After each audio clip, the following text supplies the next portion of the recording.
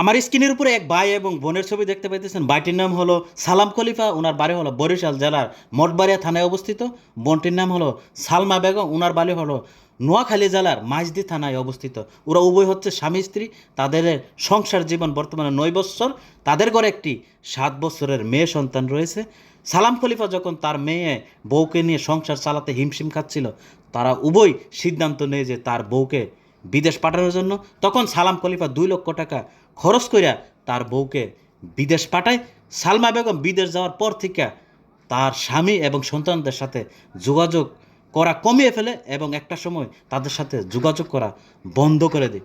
তখন সালাম খলিফা একটা চিন্তার মধ্যে পড়ে যায় যে আমার বউ তো এরকম ছিল না, বিদেশ যাওয়ার পর থেকে কেন আমাদের সাথে যোগাযোগ বন্ধ করে দিল? কারণ সালাম খলিফার তো বিদেশ সম্পর্কে কোনো ধারণা নাই। তখন সালাম খলিফাও সৌদি আরবে পাড়ি জমায়। সৌদি আরব যাওয়ার পরে সালাম খলিফা বুঝতে পারে যে তার বউ কেন পরিবর্তন ঘটলো, কেন তাদের সাথে যোগাযোগ করা বন্ধ করে দিল।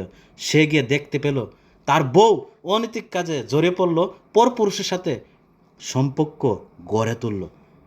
সালাম খলিফার সকলের প্রতি একটাই মেসেজ, ভাই, নিজের বউরে যেন কোনো পুরুষ বিদেশে না পাঠায়। আমার সকল ভাইদের উদ্দেশ্য, ভাই, আপনি দরকার হলে মানুষের বাড়িতে কাজ করে রিক্সা চালায়া সংসার চালান, দরকার হলে না খেয়ে থাকেন, তারপরও আপনার ঘরের বউকে কোনোদিনও বিদেশ পাঠায়েন না ভাই।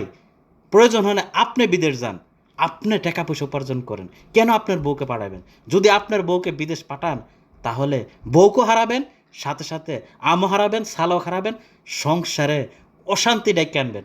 কারণ মহিলা মানুষ বিদেশে আসার পর, টাকা পয়সার মুখ দেখার পর, পরপুরুষের স্পর্শ পাওয়ার পর তারা অতীত ভুইল্লা যা, অতীতের সংসার জীবন ভুইল্লা যা।